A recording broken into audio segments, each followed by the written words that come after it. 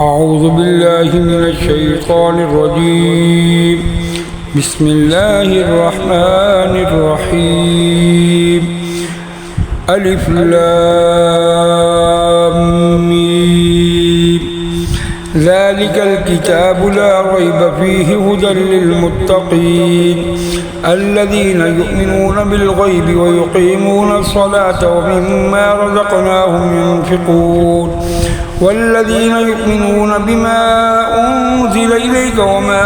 أنزل من قبلك وبالآخرة هم يوقنون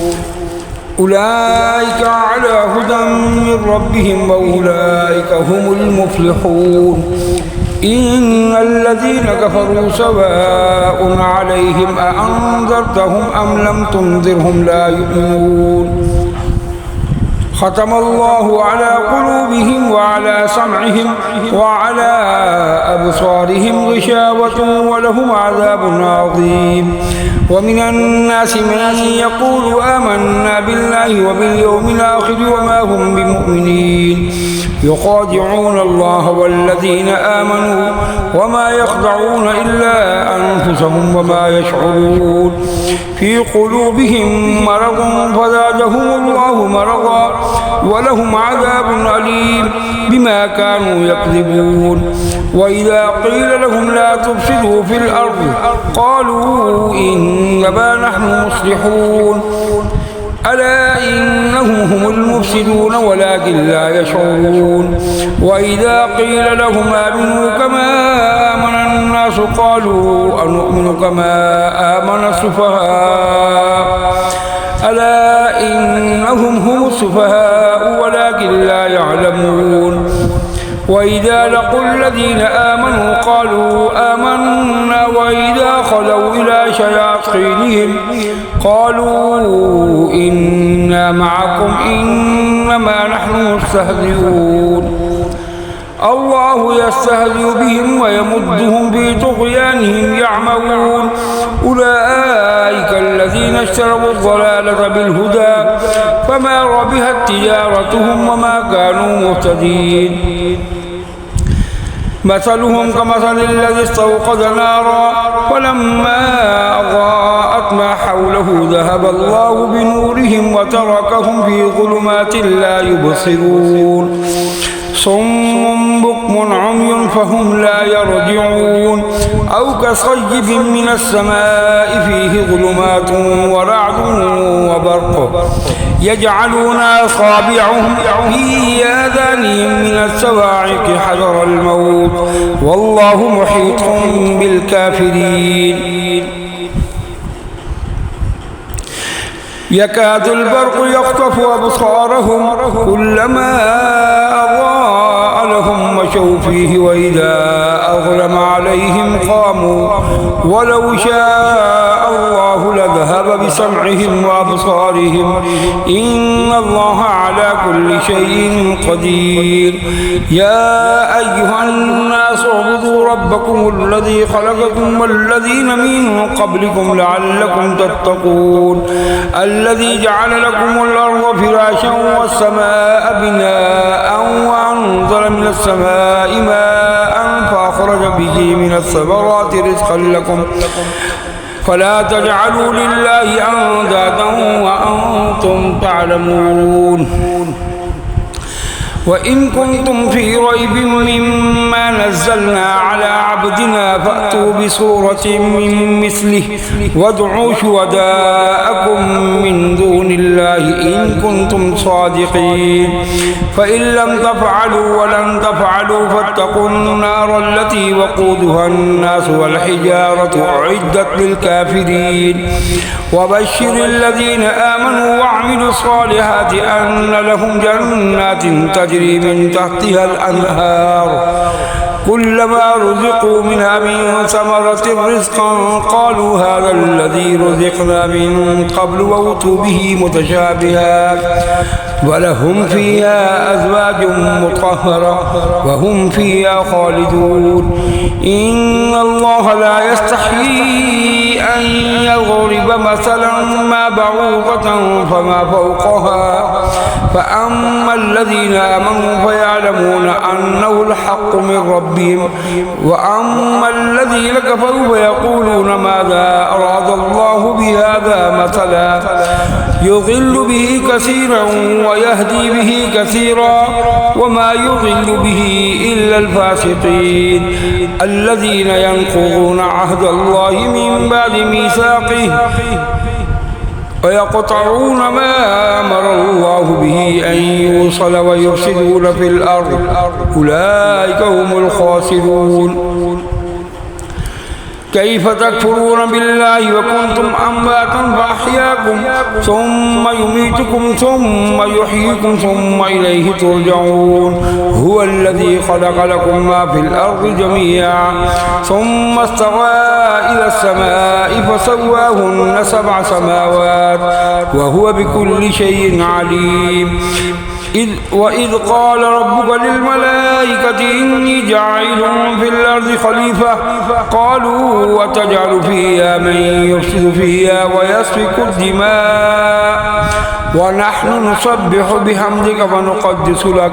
قال إني أعلم ما لا تعلمون وعلم آدم الأسماء كلها ثم عرضهم على الملائكة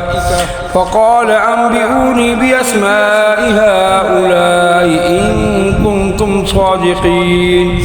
قالوا سبحانك لا علم لنا إلا ما علمتنا إنك أنت العليم الحكيم قال يا آدم أنبئهم بأسمائهم فلما أنبأهم بأسمائهم قال ألم أقل لكم إني أعلم غيب السماوات والأرض وأعلم ما تبدون وما كنتم تكتمون وإذ قلنا للملائكة اسجدوا لآدم فسجدوا إلا إبليس أبى واستكبر وكان من الكافرين وقلنا يا آدم اسكن أنت وزوجك الجنة وكلا منها رغدا حيث شئتما ولا تقربا هذه الشجرة فتكونا من الظالمين فأزلهما الشيطان عنها فأخرجهما مما كان فيه وقلنا اهبطوا بعضكم لبعض عدو ولكم في الأرض مستقر ومتاع إلى حين فتلقى آدم من ربه كلمات فتاب عليه إنه هو التواب الرحيم قلنا اهبطوا منها جميعا فإما يأتينكم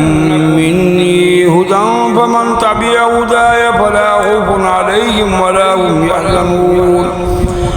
والذين كفروا وكذبوا بآياتنا أولئك أصحاب النار هم فيها خالدون يا بني إسرائيل اذكروا نعمتي التي أنعمت عليكم وأوفوا بعهدي أوف بعهدكم وإياي فارهبون وآمنوا بما أنزلت مصدقا لما معكم ولا تكونوا أول كافر به ولا تشتروا بآياتي ثمنا قليلا وإياي فاتقون ولا تلبسوا الحق بالباطل وتكتموا الحق وأنتم تعلمون وأقيموا الصلاة وآتوا الزكاة واركعوا مع الراكعين أتأمرون الناس بالبر وتنسون أنفسكم وأنتم تتلون الكتاب أفلا تعقلون واستعينوا بالصبر والصلاة وإنها لكبيرة إلا على الخاشعين الذين يظنون أنهم ملاقو ربهم وأنهم إليه راجعون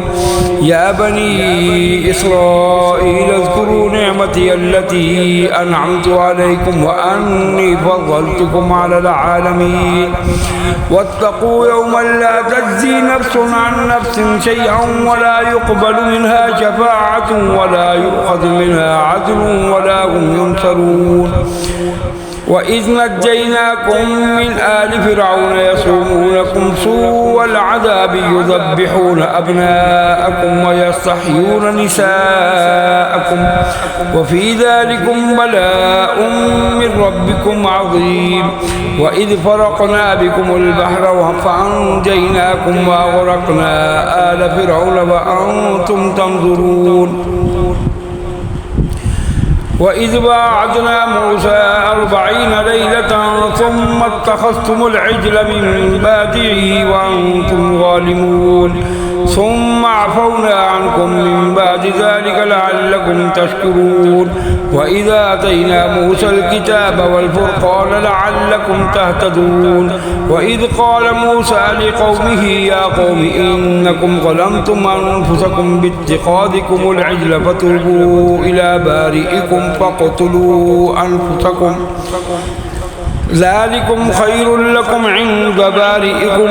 فتاب عليكم إنه هو التواب الرحيم وإذ قلتم يا موسى لن نؤمن لك حتى نرى الله جهرة فأخذتكم الصاعقة وأنتم تنظرون ثم بعثناكم من بعد موتكم لعلكم تشكرون وظللنا عليكم الغمام وأنزلنا عليكم المن والسلوى كلوا من طيبات ما رزقناكم وما ظلمونا ولكن كانوا أنفسهم يظلمون وإذ قلنا ادخلوا هذه القرية فكلوا منها حيث شئتم رغدا وادخلوا الباب سجدا وقولوا حتة نغفر لكم خطاياكم وسنزيد المحسنين فبدل الذين ظلموا قولا غير الذي قيل لهم فأنزلنا على الذين ظلموا رجزا من السماء بما كانوا يفسقون وإذ استسقى موسى لقومه فقلنا اضرب بعصاك الحجر فانفجرت منه 12 عينا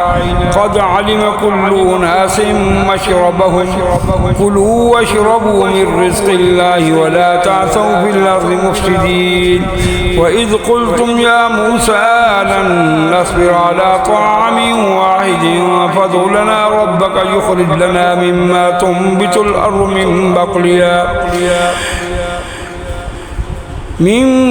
تنبت الأرض من بقلها وقثائها وفومها وعدسها وبصلها قال أتستبدلون الذي هو أدنى بالذي هو خير اهبطوا مصرا فإن لكم ما سألتم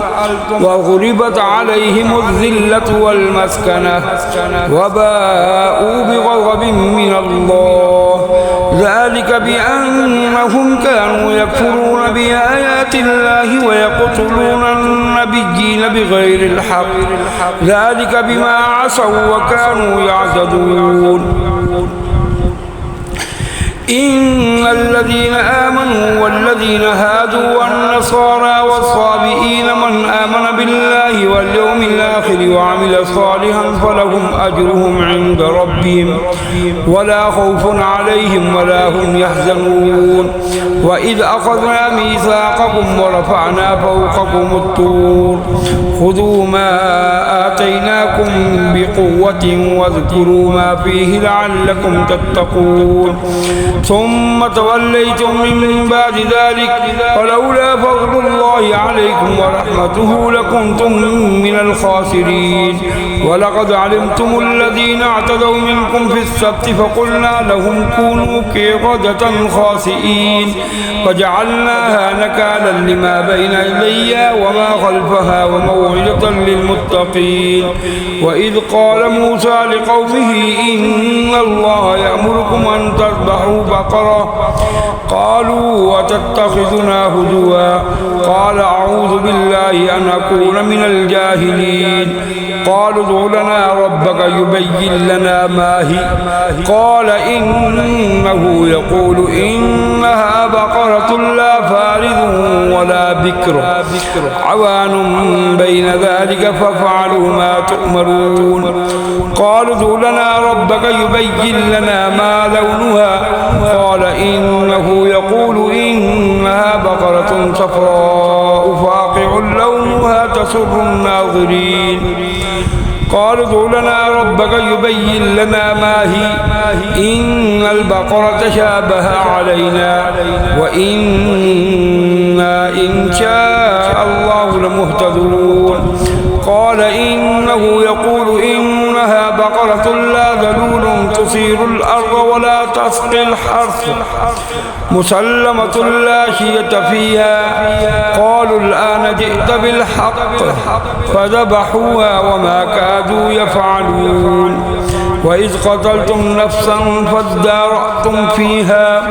والله مخرج ما كنتم تكتمون فقلنا اضربوه ببعضها كذلك يحيي الله الموتى ويريكم آياته لعلكم تعقلون ثم قست قلوبكم من بعد ذلك فهي كالحجارة أو أشد قسوة وإن من الحجارة لما يتفجر منه الأنهار وإن منها لما يشقق فيخرج الماء وإن منها لما يهبط من خشية الله وما الله بغافل عما تعملون أفتطمعون أن يؤمنوا لكم وقد كان فريق منهم يسمعون كلام الله ثم يحرفونه من بعد ما عقلوه وهم يعلمون وإذا لقوا الذين آمنوا قالوا آمنا وإذا خلا بعضهم إلى بعض قالوا وتحدثونهم بما فتح الله عليكم ليحاجوكم به عند ربكم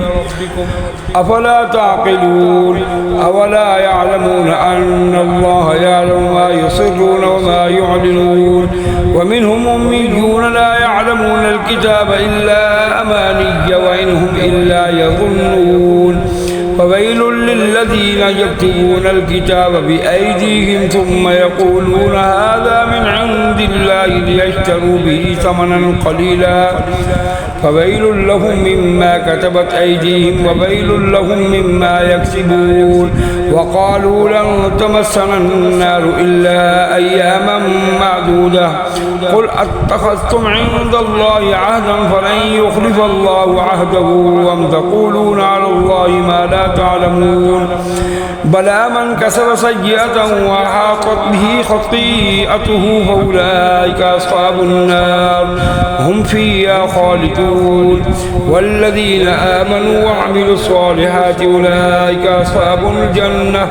هم فيها خالدون وإذ أخذنا ميثاق بني إسرائيل لا تعبدون إلا الله وبالوالدين إحسانا وذي القربى واليتامى والمساكين وقولوا للناس حسنا وأقيموا الصلاة وآتوا الزكاة ثم توليتم إلا قليلا منكم وأنتم معرضون وإذ أخذنا ميثاقكم لا تسفكون دماءكم ولا تخرجون أنفسكم من دياركم ثم أقررتم وأنتم تشهدون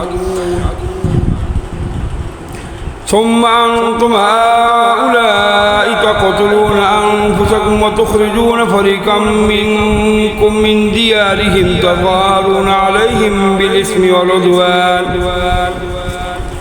وإن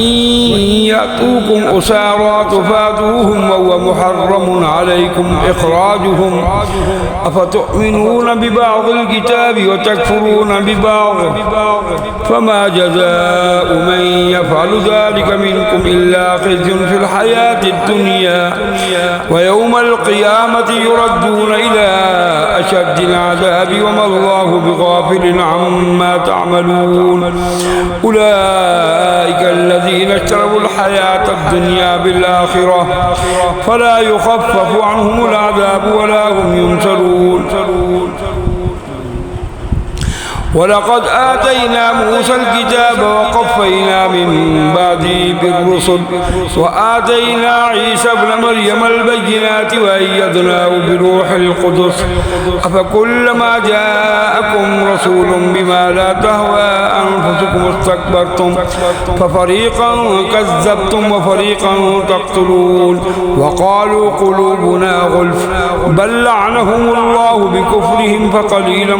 ما يؤمنون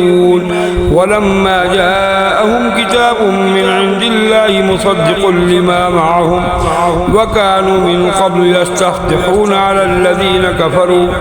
فلما جاءهم ما عرفوا كفروا به فلعنة الله على الكافرين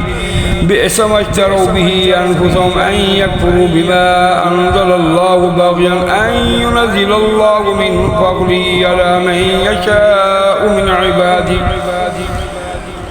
فباءوا بغضب على غضب وللكافرين عذاب مهين وإذا قيل لهم آمنوا بما أنزل الله قالوا نؤمن بما أنزل علينا ويكفرون بما وراءه وهو الحق مصدقا لما معهم قل فلم تقتلون أنبياء الله من قبل إن كنتم مؤمنين ولقد جاءكم موسى بالبينات ثم اتخذتم العجل من بعده وأنتم ظالمون وإذ أخذنا ميثاقكم ورفعنا فوقكم الطور خذوا ما آتيناكم بقوة واسمعوا قالوا سمعنا وعصينا وأشربوا في قلوبهم العجل بكفرهم قل بئس ما يأمركم به إيمانكم إن كنتم مؤمنين قل إن كانت لكم الدار الآخرة عند الله خالصة من دون الناس فتمنوا الموت إن كنتم صادقين ولن يتمنوه أبدا بما قدمت أيديهم والله عليم بالظالمين ولتجدنهم أحرص الناس على حياة ومن الذين أشركوا يود أحدهم لو يعمر 1000 سنة وما هو بمزحزحه من العذاب أن يعمر والله بصير بما يعملون قل من كان عدوا لجبريل فإنه نزله على قلبك بإذن الله مصدقا لما بين يديه وهدى وبشرى للمؤمنين من كان عدوا لله وملائكته ورسله وجبريل وميكال فإن الله عدو للكافرين ولقد أنزلنا إليك آيات بينات وما يكفر بها إلا الفاسقون أوكلما عاهدوا عهدا نبذه فريق منهم بل أكثرهم لا يؤمنون ولما جاءهم رسول من عند الله مصدق لما معهم نبذ فريق من الذين أوتوا الكتاب كتاب الله وراء ظهورهم كأنهم لا يعلمون واتبعوا ما تتلو الشياطين على ملك سليمان وما كفر سليمان ولكن الشياطين كفروا يعلمون الناس السحر وما أنزل على الملكين ببابل هاروت وماروت وما يعلمان من أحد حتى يقولا إنما نحن فتنة فلا تكفر فيتعلمون منها ما يفرقون به بين المرء وزوجه وما هم بضارين به من أحد إلا بإذن الله ويتعلمون ما يضرهم ولا ينفعهم ولقد علموا لمن اشتراه ما له في الآخرة من خلاق ولبئس ما شروا به أنفسهم ولو كانوا يعلمون ولو أنهم آمنوا واتقوا لمثوبة من عند الله خير لو كانوا يعلمون. يا أيها الذين آمنوا لا تقولوا راعنا وقولوا انظرنا واسمعوا وللكافرين عذاب أليم. ما يود الذين كفروا من أهل الكتاب ولا المشركين أن ينزل عليكم من خير من ربكم والله يختص برحمته من يشاء والله ذو الفضل العظيم. ما ننسخ من آية أو ننسها نأتي بخير منها أو مثلها. ألم تعلم أن الله على كل شيء قدير. ألم تعلم أن الله له ملك السماوات والأرض وما لكم من دون الله من ولي ولا نصير. أم تريدون أن تسألوا رسولكم كما سئل موسى من قبل ومن يتبدل الكفر بالإيمان فقد ضل سواء السبيل. ود كثير من أهل الكتاب لو يردونكم من بعد إيمانكم كفارا حسدا من عند أنفسهم من بعد ما تبين لهم الحق فاعفوا واصفحوا حتى يأتي الله بأمره إن الله على كل شيء قدير. وأقيموا الصلاة وآتوا الزكاة وما تقدموا لأنفسكم من خير تجدوه عند الله إن الله بما تعملون بصير. وقالوا لن يدخل الجنة إلا من كان هودا أو نصارى تلك أمانيهم قل هاتوا برهانكم إن كنتم صادقين. بلى من أسلم وجهه لله وهو محسن فله أجره عند ربه ولا خوف عليهم ولا هم يحزنون. وقالت اليهود ليست النصارى على شيء وقالت النصارى ليست اليهود على شيء وهم يتلون الكتاب كذلك قال الذين لا يعلمون مثل قولهم فالله يحكم بينهم يوم القيامة فيما كانوا فيه يختلفون. ومن أظلم ممن منع مساجد الله أن يذكر في اسمه وسعى في خرابها أولئك ما كان لهم أن يدخلوها إلا خائفين لهم في الدنيا خزي ولهم في الآخرة عذاب عظيم. ولله المشرق والمغرب فأينما تولوا فثم وجه الله إن الله واسع عليم. وقالوا اتخذ الله ولدا سبحانه بل له ما في السماوات والأرض كل له قانتون بديع السماوات والأرض وإذا قضى أمرا فإنما يقول له كن فيكون. وقال الذين لا يعلمون لولا يكلمنا الله أو تأتينا آية كذلك قال الذين من قبلهم مثل قولهم تشابهت قلوبهم قد بينا الآيات لقوم يوقنون. إنا أرسلناك بالحق بشيرا ونذيرا ولا تسأل عن أصحاب الجحيم. ولن ترضى عنك اليهود ولا النصارى حتى تتبع ملتهم قل إن هدى الله هو الهدى ولئن اتبعت أهواءهم بعد الذي جاءك من العلم ما لك من الله من ولي ولا نصير. الذين آتيناهم الكتاب يتلونه حق تلاوته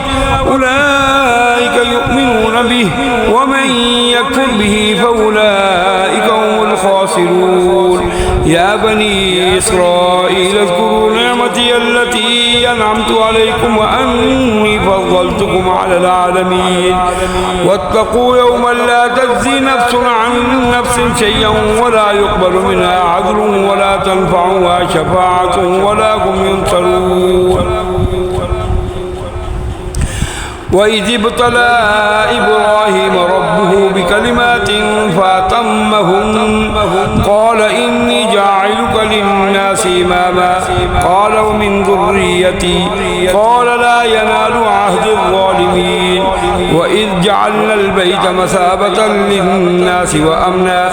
واتخذوا من مقام إبراهيم مصلى وعهدنا إلى إبراهيم وإسماعيل أن طهر بيتي للطائفين والعاكفين والركع السجود وإذ قال إبراهيم رب اجعل هذا بلدا آمنا وارزق أهله من الثمرات من آمن منهم بالله واليوم الآخر قال ومن كفر فأمتعه قليلا ثم أضطره إلى عذاب النار وبئس المصير وإذ يرفع إبراهيم القواعد من البيت وإسماعيل ربنا تقبل منا إنك أنت السميع العليم ربنا واجعلنا مسلمين لك ومن ذريتنا أمة مسلمة لك وأرنا مناسكنا وتب علينا إنك أنت التواب الرحيم ربنا وابعث فيهم رسولا منهم يتلو عليهم آياتك ويعلمهم الكتاب والحكمة ويزكيهم إنك أنت العزيز الحكيم ومن يرغب عن ملة إبراهيم إلا من سفي نفسه ولقد اصطفيناه في الدنيا وإنه في الآخرة لمن الصالحين إذ قال له ربه أسلم قال أسلمت لرب العالمين ووصى بها إبراهيم بنيه ويعقوب يا بني إن الله اصطفى لكم الدين فلا تموتن إلا وأنتم مسلمون أم كنتم شهداء إذ حضر يعقوب الموت إذ قال لبنيه ما تعبدون من بعدي قالوا نعبد إلهك وإله آبائك إبراهيم وإسماعيل وإسحاق إلها واحدا ونحن له مسلمون تلك أمة قد خلت لها ما كسبت ولكم ما كسبتم ولا تسألون عما كانوا يعملون وقالوا كونوا هودا أو نصارى تهتدوا قل بل ملة إبراهيم حنيفا وما كان من المشركين قولوا آمنا بالله وما أنزل إلينا وما أنزل إلى إبراهيم وإسماعيل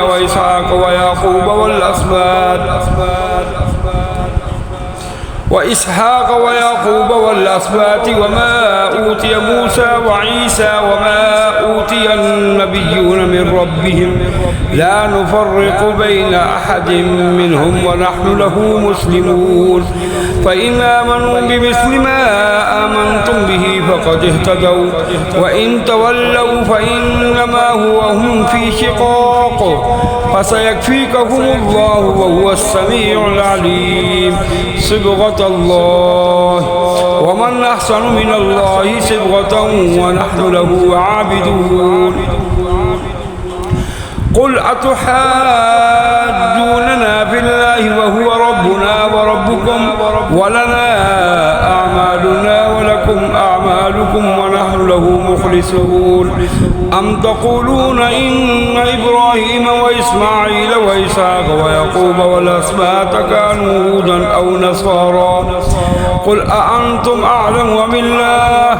ومن أظلم ممن كتم شهادة عنده من الله وما الله بغافل عما تعملون تلك أمة قد خلت لها ما كسبت ولكم ما كسبتم ولا تسألون عما كانوا يعملون سيقول السفهاء من الناس ما ولاهم عن قبلتهم التي كانوا عليها قل الله المشرق والمغرب يهدي من يشاء إلى صراط مستقيم وكذلك جعلناكم أمة وسطا لتكونوا شهداء على الناس ويكون الرسول عليكم شهيدا وما جعلنا القبلة التي كنت عليها إلا لنعلم من يتبع الرسول ممن ينقلب على عقبيه وإن كانت لكبيرة إلا على الذين هدى الله وما كان الله ليضيع إيمانكم إن الله بالناس لرؤوف رحيم قد نرى تقلب وجهك في السماء فلنولينك قبلة ترضاها فول وجهك شطر المسجد الحرام وحيثما كنتم فولوا وجوهكم شطره وإن الذين أوتوا الكتاب ليعلمون أنه الحق من ربهم وما الله بغافل عما يعملون ولئن أتيت الذين أوتوا الكتاب بكل آية ما تبعوا قبلتك وما أنت بتابع قبلتهم وما بعضهم بتابع قبلة بعض ولئن اتبعت أهواءهم من بعد ما جاءك من العلم إنك إذا لمن الظالمين الذين آتيناهم الكتاب يعرفونه كما يعرفون أبناءهم وإن فريقا منهم ليكتمون الحق وهم يعلمون الحق من ربك فلا تكونن من الممترين ولكل وجهة هو موليها فاستبقوا الخيرات أينما تكونوا يأتي بكم الله جميعا إن الله على كل شيء قدير ومن حيث خرجت فول وجهك شطر المسجد الحرام وإنه للحق من ربك وما الله بغافل عما تعملون ومن حيث خرجت فول وجهك شطر المسجد الحرام وحيثما كنتم فولوا وجوهكم شطره لئلا يكون للناس عليكم حجة إلا الذين ظلموا منهم فلا تخشوهم واخشوني وليتم نعمتي عليكم ولعلكم تهتدون كما أرسلنا فيكم رسولا منكم يتلو عليكم آياتنا ويزكيكم ويعلمكم الكتاب والحكمة ويعلمكم ما لم تكونوا تعلمون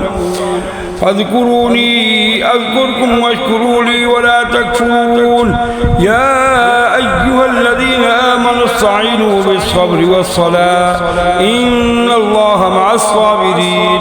ولا تقولوا لمن يقتل في سبيل الله أموات بل أحياء ولكن لا تشعرون ولنبلونكم بشيء من الخوف والجوع ونقص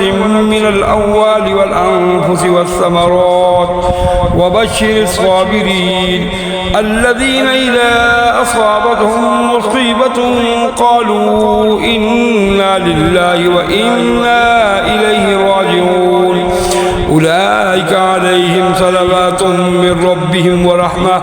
وأولئك هم المهتدون إن الصفا والمروة من شعائر الله فمن حج البيت واعتمر فلا جناح عليه أن يطوف بهما ومن تطوع خيرا فإن الله شاكر عليم إن الذين يكتمون ما أنزلنا من البينات والهدى من بعد ما بيناه للناس في الكتاب أولئك يلعنهم الله ويلعنهم اللاعنون إلا الذين تابوا وأصلحوا وبينوا فأولئك أتوب عليهم وأنا التواب الرحيم إن الذين كفروا وماتوا وهم كفار أولئك عليهم لعنة الله والملائكة والناس أجمعين خالدين فيها لا يخفف عنهم العذاب ولا هم ينظرون وإلهكم إله واحد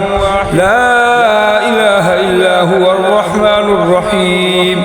إن في خلق السماوات والأرض واختلاف الليل والنهار والفلك التي تجري في البحر بما ينفع الناس وما أنزل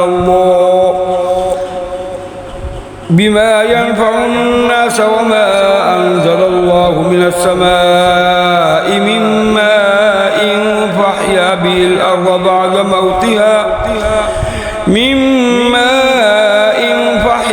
الأرض بعد موتها وبث فيها من كل دابة وتصريف الرياح والسحاب المسخر بين السماء والأرض لآيات لقوم يعقلون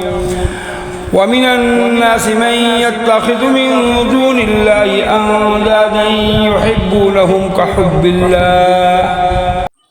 والذين آمنوا أشد حبا لله ولو يرى الذين ظلموا إذ يرون العذاب أن القوة لله جميعا وأن الله شديد العذاب إذ تبرأ الذين اتبعوا من الذين اتبعوا ورأوا العذاب وتقطعت بهم الأسباب وقال الذين اتبعوا لو أن لنا كرة فنتبرأ منهم كما تبرؤوا منا كذلك يريهم الله أعمالهم حسرات عليهم وما هم بخارجين من النار يا أيها الناس كلوا مما في الأرض حلالا طيبا ولا تتبعوا خطوات الشيطان إنه لكم عدو مبين إنما يأمركم بالسوء والفحشاء وأن تقولوا على الله ما لا تعلمون وإذا قيل لهم اتبعوا ما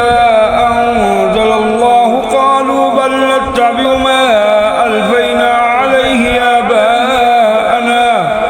أولو كان آباؤهم لا يعقلون شيئا ولا يهتدون ومثل الذين كفروا كمثل الذي ينعق بما لا يسمع إلا دعاء ونداء صم بكم عمي فهم لا يعقلون يا أيها الذين آمنوا كلوا من طيبات ما رزقناكم واشكروا لله إن كنتم إياه تعبدون إنما حرم عليكم الميتة والدم ولحم الخنزير وما أهل به لغير الله فمن اضطر غير باغ ولا عاد فلا إثم عليه إن الله غفور رحيم إن الذين يكتمون ما أنزل الله من الكتاب ويشترون به ثمنا قليلا أولئك ما يأكلون في بطونهم إلا النار ولا يكلمهم الله يوم القيامة ولا يزكيهم ولهم عذاب أليم أولئك الذين اشتروا الضلالة بالهدى والعذاب بالمغفرة فما أصبرهم على النار ذلك بأن الله نزل الكتاب بالحق وإن الذين اختلفوا في الكتاب لفي شقاق بعيد ليس البر أن تولوا وجوهكم قبل المشرق والمغرب ولكن البر من آمن بالله واليوم الآخر والملائكة والكتاب والنبيين وآتى المال على حبه ذوي القربى واليتامى والمساكين وابن السبيل والسائلين وفي الرقاب وأقام الصلاة وآتى الزكاة والموفون بعهدهم إذا عاهدوا والصابرين في البأساء والضراء وحين البأس أولئك الذين صدقوا وأولئك هم المتقون يا أيها الذين آمنوا كتب عليكم القصاص في القتلى الحر بالحر والعبد بالعبد والأنثى بالأنثى فمن عفي له من أخيه شيء فاتباع بالمعروف وأداء إليه بإحسان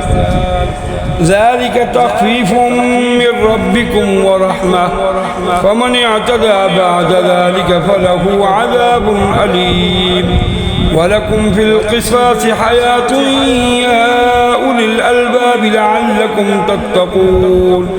كتب عليكم إذا حضر أحدكم الموت إن ترك خيرا الوصية للوالدين والأقربين بالمعروف حقا على المتقين فمن بدله بعدما سمعه فإنما إثمه على الذين يبدلونه إن الله سميع عليم فمن خاف من موص جنفا أو إثما فأصلح بينهم فلا إثم عليه إن الله غفور رحيم يا أيها الذين آمنوا كتب عليكم الصيام كما كتب على الذين من قبلكم لعلكم تتقون أياما معدودات فمن كان منكم مريضا أو على سفر فعدة من أيام أخر وعلى الذين يطيقونه فدية طعام مسكين فمن تطوع خيرا فهو خير له وأن تصوموا خير لكم إن كنتم تعلمون شهر رمضان الذي أنزل فيه القرآن هدى للناس وبينات من الهدى والفرقان فمن شهد منكم الشهر فليصم ومن كان مريضا أو على سفر فعدة من أيام أخر يريد الله بكم اليسر ولا يريد بكم العسر ولتكملوا العدة ولتكبروا الله على ما هداكم ولعلكم تشكرون وإذا سألك عبادي عني فإني قريب أجيب دعوة الداعي إذا دعان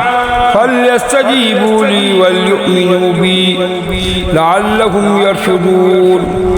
أحل لكم ليلة الصيام الرفث إلى نسائكم هن لباس لكم وأنتم لباس لهن علم الله أنكم كنتم تختانون أنفسكم فتاب عليكم وعفى عنكم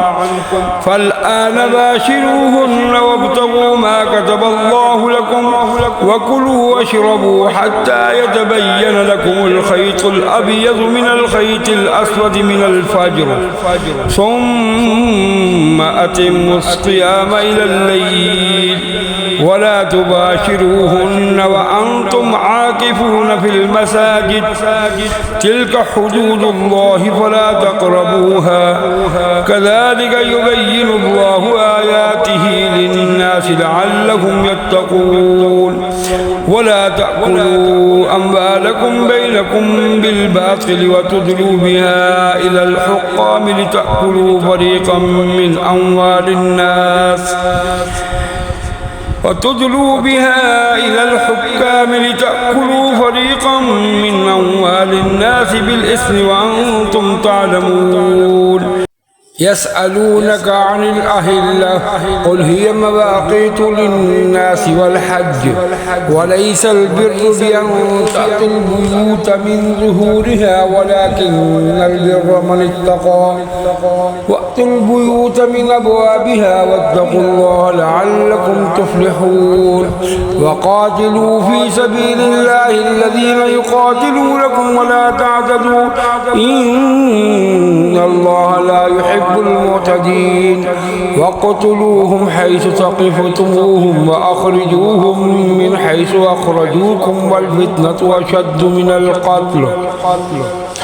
ولا تقاتلوهم عند المسجد الحرام حتى يقاتلوكم فيه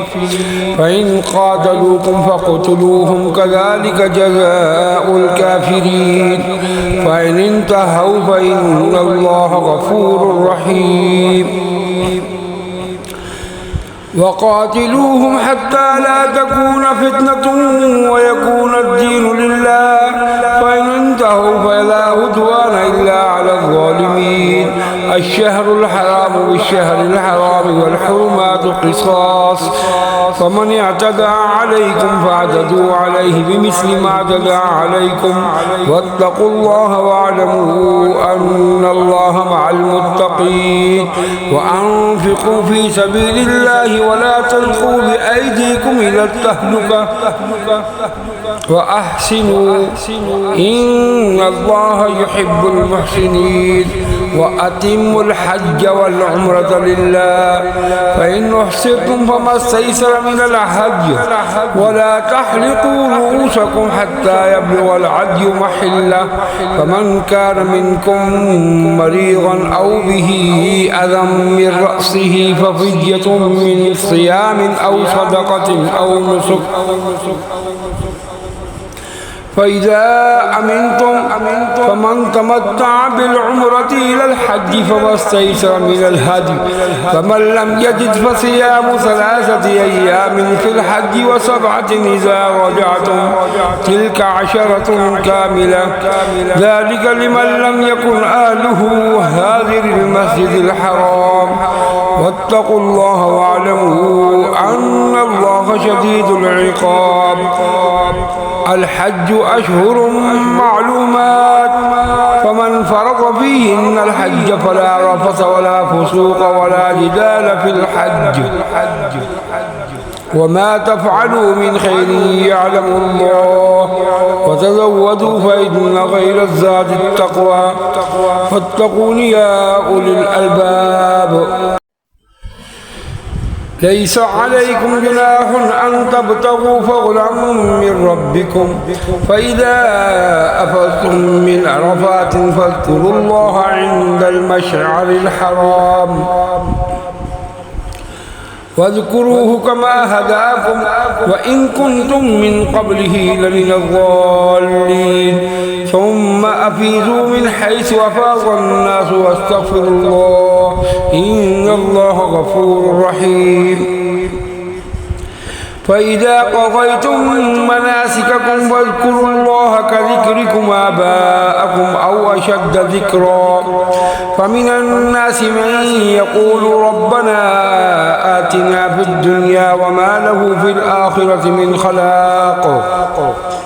ومنهم من يقول ربنا آتنا في الدنيا حسنة وفي الآخرة حسنة وقنا عذاب النار أولئك لهم نصيب مما كسبوا والله سريع الحساب واذكروا الله في أيام معدودات فمن تعجل في يومين فلا إثم عليه ومن تأخر فلا إثم عليه لمن اتقى واتقوا الله واعلموا أنكم إليه تحشرون ومن الناس من يعجبك قوله في الحياة الدنيا ويشهد الله على ما في قلبه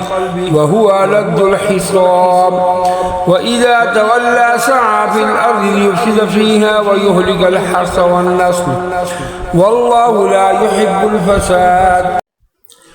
وإذا قيل له اتق الله أخذته الهزة بالإثم فحسبه جهنم ولبئس المهاد ومن الناس من يشري نفسه ابتغاء مرضات الله والله رؤوف بالعباد يا أيها الذين آمنوا ادخلوا في السلم كافة ولا تتبعوا خطوات الشيطان إنه لكم عدو مبين فإن زللتم من بعد ما جاءتكم البينات فاعلموا أن الله عزيز حكيم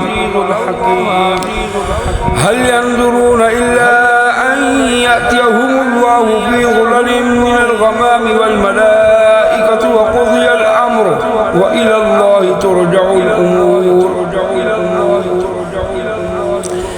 سل بني إسرائيل كم آتيناهم من آية بينة ومن يبدل نعمة الله من بعد ما جاءته فإن الله شديد العقاب زين للذين كفروا الحياة الدنيا ويسخرون من الذين آمنوا والذين اتقوا فوقهم يوم القيامة والله يرزق من يشاء بغير حساب كان الناس أمة واحدة فبعث الله النبيين مبشرين ومنذرين وأنزل معهم الكتاب بالحق ليحكم بين الناس فيما اختلفوا فيه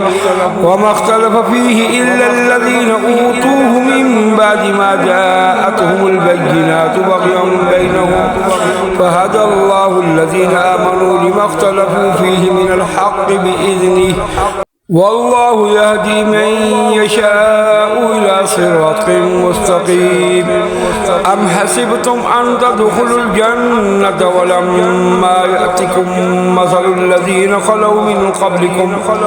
مستهم البأساء والضراء وزلزلوا حتى يقول الرسول والذين آمنوا معه متى نصر الله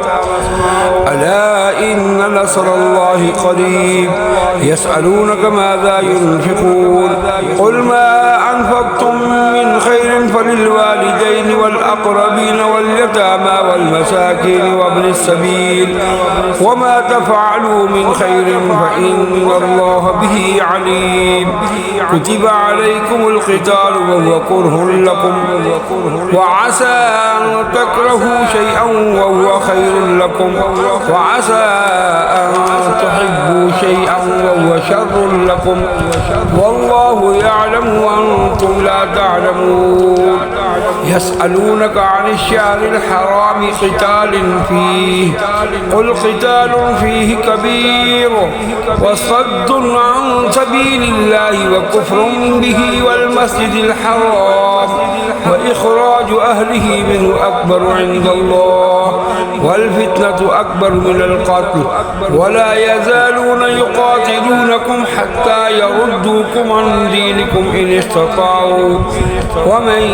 يرتد منكم عن دينه فيمت وهو كافر فأولئك حبطت أعمالهم في الدنيا والآخرة وأولئك أصحاب النار هم فيها خالدون إن الذين آمنوا والذين هاجروا وجاهدوا في سبيل الله أولئك يرجون رحمة الله والله غفور رحيم يسألونك عن الخمر والميسر قل فيهما اسم كبير ومنافع للناس واسمهما أكبر من نفعهما ويسألونك ماذا ينفقون قل العفو كذلك يبين الله لكم الآيات لعلكم تتفكرون في الدنيا والآخرة ويسألونك عن اليتامى قل إصلاح لهم خير وإن تخالطوهم فإخوانكم والله يعلم المفسد من المصلح ولو شاء الله لأعنتكم إن الله عزيز حكيم ولا تنكحوا المشركات حتى يؤمن ولأمة مؤمنة خير من مشركة ولو أعجبتكم ولا تنكحوا المشركين حتى يؤمنوا ولعبد مؤمن خير من مشرك ولو أعجبكم أولئك يدعون إلى النار والله يدعو إلى الجنة والمغفرة بإذنه ويبين آياته للناس لعلهم يتذكرون ويسألونك عن المحيض قل هو أذى فاعتزلوا النساء في المحيض ولا تقربوهن حتى يطهرن فإذا تطهرن فأتوهن من حيث أمركم الله إن الله يحب التوابين ويحب المتطهرين نساؤكم حرث لكم فأتوا حرثكم أنى شئتم وقدموا لأنفسكم واتقوا الله واعلموا أنكم ملاقوه وبشر المؤمنين ولا تجعلوا الله عرضة لأيمانكم أن تبروا وتتقوا وتصلحوا بين الناس والله سميع عليم لا يؤاخذكم الله باللغو في أيمانكم ولكن يؤاخذكم بما كسبت قلوبكم والله غفور حليم للذين يؤلون من نسائهم تربص 4 أشهر فإن فاءوا فإن الله غفور رحيم وإن عزموا الطلاق فإن الله سميع عليم والمطلقات يتربصن بأنفسهن 3 قروء ولا يحل لهن أن يكتمن ما خلق الله في أرحامهن إن كن يؤمن بالله واليوم الآخر وبعولتهن أحق بردهن في ذلك إن أرادوا إصلاحا ولهن مثل الذي عليهن بالمعروف وللرجال عليهن درجة والله عزيز حكيم الطلاق مرتان فإمساك بمعروف أو تصريح بإحسان ولا يحل لكم أن تأخذوا مما آتيتموهن شيئا إلا أن يخافا ألا يقيما حدود الله فإن خفتم ألا يقيما حدود الله فلا جناح عليهما فيما افتدت به تلك حدود الله فلا تعتدوها ومن يتعد حدود الله فأولئك هم الظالمون فإن طلقها فلا تحل له من بعد حتى تنكح زوجا غيره فإن طلقها فلا جناح عليهما أن يتراجعا إن ظنا أن يقيما حدود الله وتلك حدود الله يبينها لقوم يعلمون وإذا طلقتم النساء فبلغن أجلهن فأمسكوهن بمعروف أو سرحوهن بمعروف ولا تمسكوهن ضرارا لتعتدوا ومن يفعل ذلك فقد ظلم نفسه ولا تتخذوا آيات الله هزوا واذكروا نعمة الله عليكم وما أنزل عليكم من الكتاب والحكمة يعظكم به واتقوا الله واعلموا أن الله بكل شيء عليم وإذا طلقتم النساء فبلغن أجلهن فلا تعضلوهن أن ينكحن أزواجهن إذا تراضوا بينهم بالمعروف ذلك يوعظ به من كان منكم يؤمن بالله واليوم الآخر ذلكم أزكى لكم وأطهر والله يعلم وأنتم لا تعلمون والوالدات يرضين أولادهن حولين كاملين لمن أراد أن يتم الرضاعة وعلى المولود له رزقهن وكسوتهن بالمعروف لا تكلف نفس إلا وسعها لا تضار والدة بولدها ولا مولود له بولده وعلى الوارث مثل ذلك فإن أراد فصالا عن تراض منهما وتشاور فلا جناح عليهما وإن أردتم أن تسترضعوا أولادكم فلا جناح عليكم إذا سلمتم ما آتيتم بالمعروف واتقوا الله واعلموا أن الله بما تعملون بصير والذين يتوفون منكم ويذرون أزواجا يتربصن بأنفسهن 4 أشهر وعشرا فإذا بلغن أجلهن فلا جناح عليكم فيما فعلن في أنفسهن بالمعروف والله بما تعملون خبير ولا جناح عليكم فيما عرضتم به من خطبة النساء أو أكننتم في أنفسكم علم الله أنكم ستذكرونهن ولكن لا تعايدوهن سرا إلا أن تقولوا قولا معروفا ولا تعزموا عقدة النكاح حتى يبلغ الكتاب أجله واعلموا أن الله يعلم ما في أنفسكم فاحذروه واعلموا أن الله غفور حليم لا جناح عليكم إن طلقتم النساء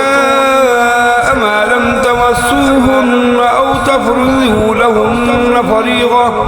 ومتعوهن على الموسع قدره وعلى المقتر قدره متاعا بالمعروف حقا على المحسنين وإن طلقتموهن من قبل أن تمسوهن وقد فرضتم لهن فريضة فنصف ما فرضتم إلا أن يعفون أو يعفو الذي بيده عقدة النكاح وأن تعفوا أقرب للتقوى ولا تنسوا الفضل بينكم إن الله بما تعملون بصير حافظوا على الصلوات والصلاة الوسطى وقوموا لله قانتين فإن خفتم فرجالا أو ركبانا فإذا أمنتم فاذكروا الله كما علمكم ما لم تكونوا تعلمون والذين يتوفون منكم ويذرون أزواجا وصية لأزواجهم متاعا إلى الحول غير إخراج فإن خرجن فلا جناح عليكم فيما فعلن في أنفسهن من معروف والله عزيز حكيم وللمطلقات متاع بالمعروف حقا على المتقين كذلك يبين الله لكم آياته لعلكم تعقلون ألم تر إلى الذين خرجوا من ديارهم وهم ألوف حذر الموت فقال لهم الله موتوا ثم أحياهم إن الله لذو فضل على الناس ولكن أكثر الناس لا يشكرون وقاتلوا في سبيل الله واعلموا أن الله سميع عليم من ذا الذي يقرض الله قرضا حسنا فيضاعف له أضعافا كثيرة والله يقبض ويبسط وإليه ترجعون ألم تر إلى الملأ من بني إسرائيل من بعد موسى إذ قالوا لنبي له ابعث لنا ملكا نقاتل في سبيل الله قال هل عصيتم إن كتب عليكم القتال ألا تقاتلوا قالوا وما لنا ألا نقاتل في سبيل الله وقد أخرجنا من ديارنا وأبنائنا كتب عليهم القتال تولوا إلا قليلا منهم والله عليم بالظالمين وقال لهم نبيهم إن الله قد بعث لكم طالوت ملكا قالوا أنى يكون له الملك علينا ونحن أحق بالملك منه ولم يؤت ساعة من المال قال إن الله اصطفاه عليكم وزاده بسطة في العلم والجسم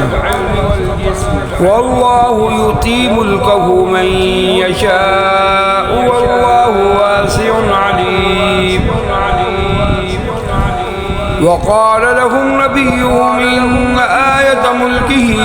أن يأتيكم التابوت فيه سكينة من ربكم وبقية مما ترك آل موسى وآل هارون تحمله الملائكة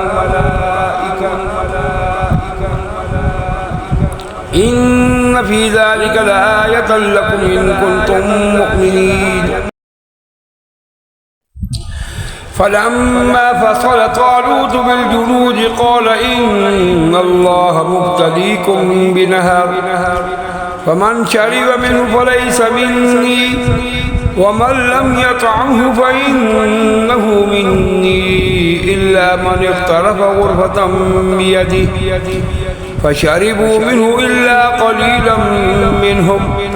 فلما جاوزه هو والذين آمنوا معه قالوا لا طاقة لنا اليوم بجالوت وجنوده قال الذين يظنون أنهم ملاقوا الله كم من فئة قليلة غلبت فئة كثيرة بإذن الله والله مع الصابرين ولما برزوا لجالوت وجنوده قالوا ربنا أفرغ علينا صبرا وثبت أقدامنا وانصرنا على القوم الكافرين فعزموهم بإذن الله وقتل داود جالوت وآتاه الله الملك والحكمة وعلمه مما يشاء ولولا دفع الله الناس بعضهم ببعض لفسدت الأرض ولكن الله ذو فضل على العالمين تلك آيات الله نتلوها عليك بالحق وإنك لمن المرسلين تلك الرسل فضلنا بعضهم على بعض منهم من كلم الله ورفع بعضهم درجات وآتينا عيسى ابن مريم البينات وأيدناه بروح القدس ولو شاء الله ما اقتتل الذين من بعدهم من بعد ما جاءتهم البينات من بعد ما جاءتهم البينات ولكن اختلفوا فمنهم من آمن ومنهم من كفر ولو شاء الله ما اقتتلوا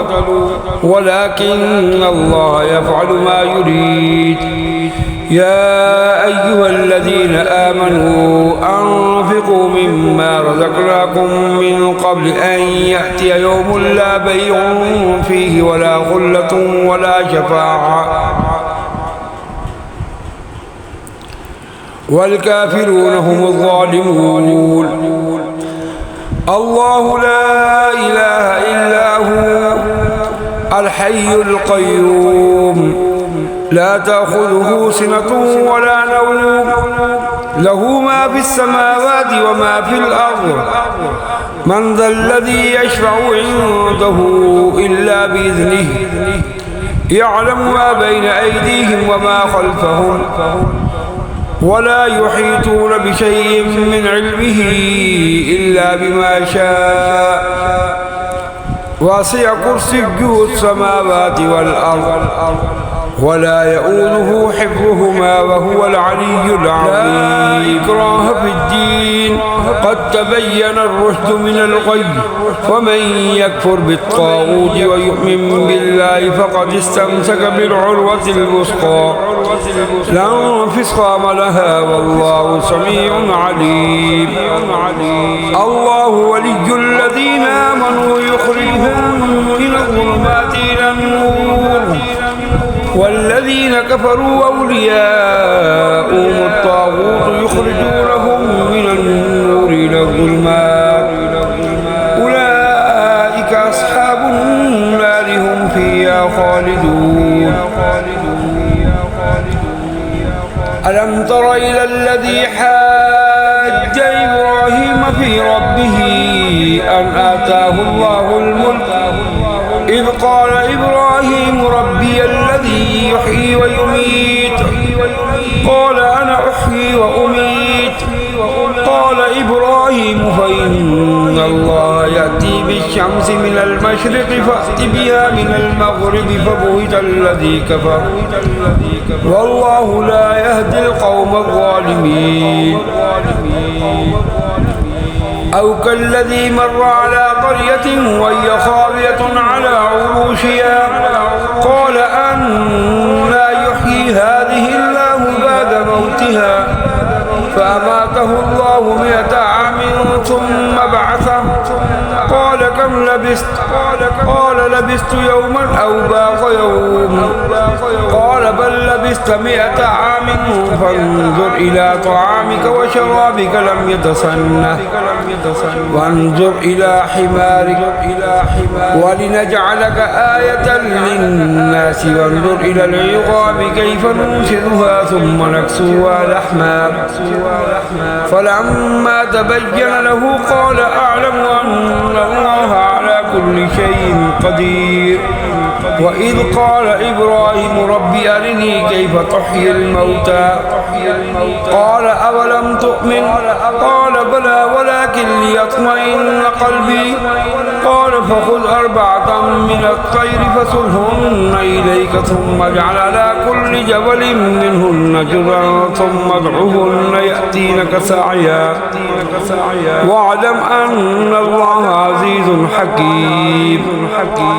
مثل الذين ينفقون أموالهم في سبيل الله كمثل حبة أنبتت 7 سنابل في كل سنبلة 100 حبة والله يضاعف لمن يشاء والله واسع عليم. الذين ينفقون أموالهم في سبيل الله ثم لا يتبعون ما أنفقوا منا ولا أذى لهم أجرهم عند ربهم ولا خوف عليهم ولا هم يحزنون. قول معروف ومغفرة خير من صدقة يتبعها أذى والله غني حليم. يا أيها الذين آمنوا لا تبطلوا صدقاتكم بالمن والأذى كالذي ينفق ماله رياء الناس ولا يؤمن بالله واليوم الآخر فمثله كمثل صفوان عليه تراب فأصابه وابل فتركه صلدا لا يقدرون على شيء مما كسبوا والله لا يهدي القوم الكافرين. ومثل الذين ينفقون أموالهم ابتغاء مرضات الله وتثبيتا من أنفسهم كمثل جنة بربوة أصابها وابل فآتت أكلها ضعفين فإن لم يصبها وابل فطل والله بما تعملون بصير. أيود أحدكم أن تكون له جنة من نخيل وأعناب تجري من تحتها الأنهار له فيها من كل الثمرات وأصابه الكبر وله ذرية ضعفاء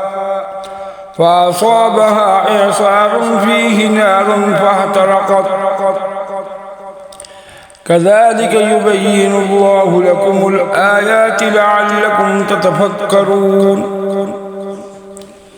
يا أيها الذين آمنوا أنفقوا من طيبات ما كسبتم ومما أخرجنا لكم من الأرض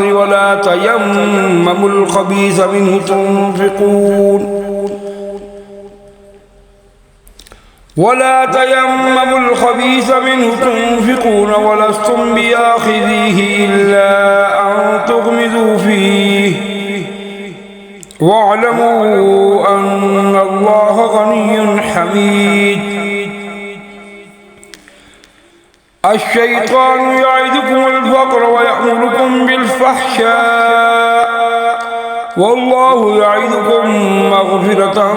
منه وفضلا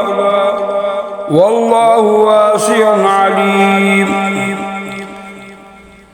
يؤتي الحكمة من يشاء ومن يؤت الحكمة فقد أوتي خيرا كثيرا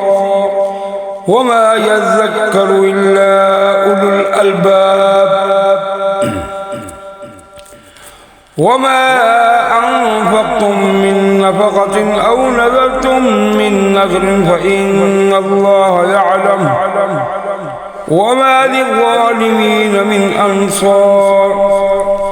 إن تبدوا الصدقات فنعما هي وإن تخفوها وتؤتوها الفقراء فهو خير لكم ويكفر عنكم من سيئاتكم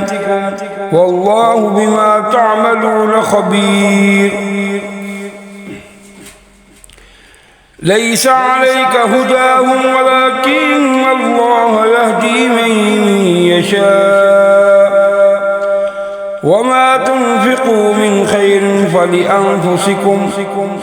وما تنفقون إلا ابتغاء وجه الله وما تنفقوا من خير يوفى إليكم وأنتم لا تظلمون للفقراء الذين أحصروا في سبيل الله لا يستطيعون ضربا في الأرض يحسبهم الجاهل أغنياء من التعفف تعرفهم بسيماهم لا يسألون الناس إلحافا وما تنفقوا من خير فإن الله به عليم الذين ينفقون أموالهم بالليل والنهار سرا وعلانية فلهم أجرهم عند ربهم ولا خوف عليهم ولا هم يحزنون الذين يأكلون الربا لا يقومون إلا كما يقوم الذي يتخبطه الشيطان من المس ذلك بأنهم قالوا إنما البيع مثل الربا وأحل الله البيع وحرم الربا فمن جاءه موعظة من ربه فانتهى فله ما سلف وأمره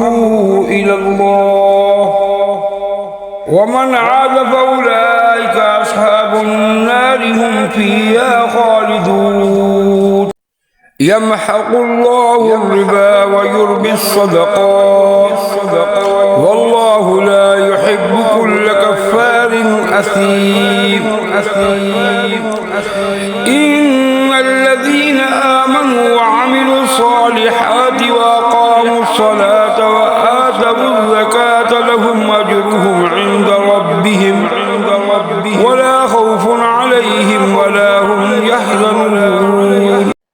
يا أيها الذين آمنوا اتقوا الله وذروا ما بقي من الربا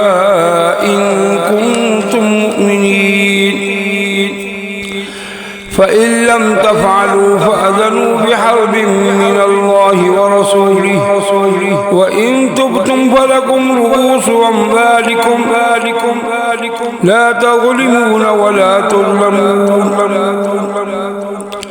وإن كان ذو عسرة فنظرة إلى ميسرة وإن تصدقوا خير لكم إن كنتم تعلمون واتقوا يوما ترجعون فيه إلى الله ثم توفى كل نفس ما كسبت وهم لا يظلمون يا أيها الذين آمنوا إذا تداينتم بدين إلى أجل مسمى فاكتبوه وليكتب بينكم كاتب بالعدل ولا يأب كاتب أن يكتب كما علمه الله فليكتب وليملل الذي عليه الحق وليتق الله ربه ولا يبخس منه شيئا فإن كان الذي عليه الحق سفيعا أو ضعيفا أو لا يستطيع أن يمل فليملل الولي بالعدل واستشهدوا شهيدين من رجالكم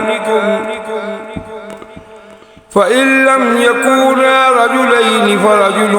وامرأتان ممن ترضون من الشهداء أن تضل إحداهما فتذكر إحداهما الأخرى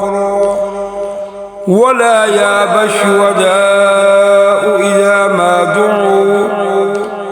ولا تساموا أن تكتبوه صغيرا أو كبيرا إلى أجله ذلكم أقسط عند الله وأقوم للشهادة وأدنى ألا ترتابوا إلا أن تكون تجارة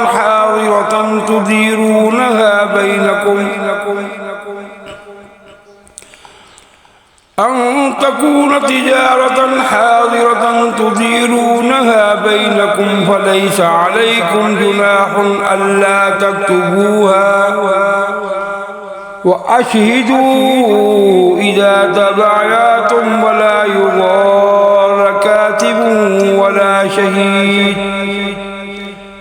وإن تفعلوا فإنه فسوق بكم واتقوا الله ويعلمكم الله والله بكل شيء عليم وإن كنتم على سفر ولم تجدوا كاتبا فرهان مقبوضة فإن أمن بعضكم بعضا فليؤد الذي اؤتمن أمانته وليتق الله ربه ولا تكتموا الشهادة ومن يكتمها فإنه آثم قلبه والله بما تعملون عليم لله ما في السماوات وما في الأرض وإن تبدوا ما في أنفسكم أو تخفوه يحاسبكم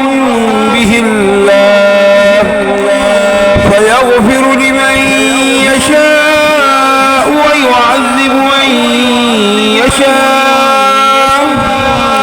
والله على كل شيء قدير آمن الرسول بما أنزل إليه من ربه والمؤمنون كل آمن بالله وملائكته وكتبه ورسله لا نفرق بين أحد من رسله وقالوا سمعنا وأطعنا غفرانك ربنا وإليك المصير لا يكلف الله نفسا إلا وسعها لها ما كسبت وعليها ما اكتسبت ربنا لا تؤاخذنا إن نسينا أو أخطأنا ربنا ولا تحمل علينا إصرا كما حملته على الذين من قبلنا ربنا ولا تحملنا ما لا طاقة لنا به واعف عنا واغفر لنا وارحمنا أنت مولانا فانصرنا على القوم الكافرين صدق الله